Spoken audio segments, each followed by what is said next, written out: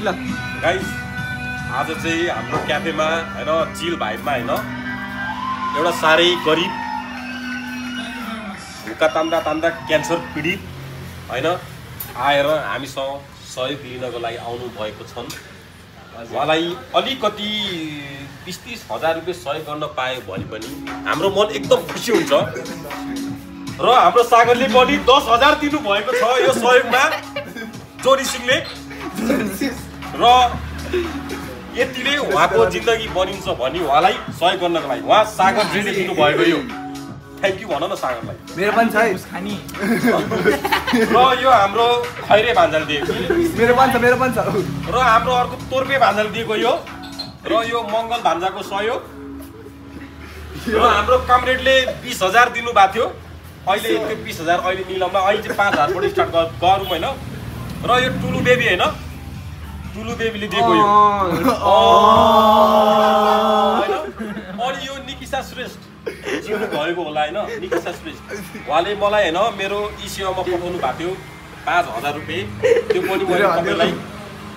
दिन्छु निकिसा श्रेष्ठ अब सरोज र यो सरोज तामाङ अमेरिकाबाट क्यालिफोर्नियाबाट है यो चाहिँ 10,000 पठाउनु भएको यो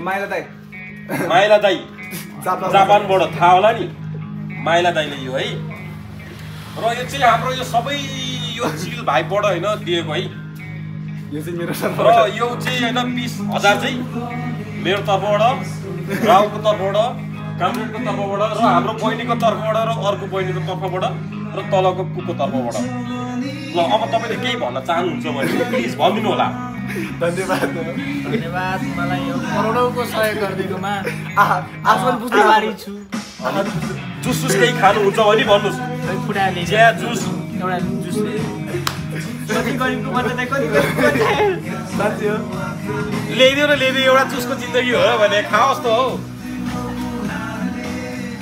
एउटा गरिबको नै र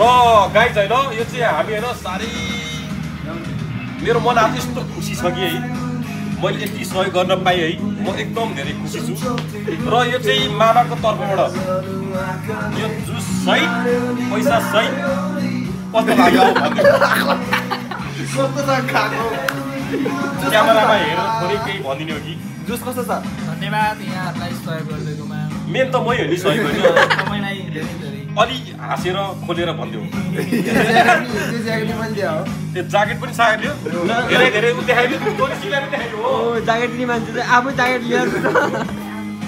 ल गाइस सबले एकचोटि ताली बजाइदिउँ ल ताली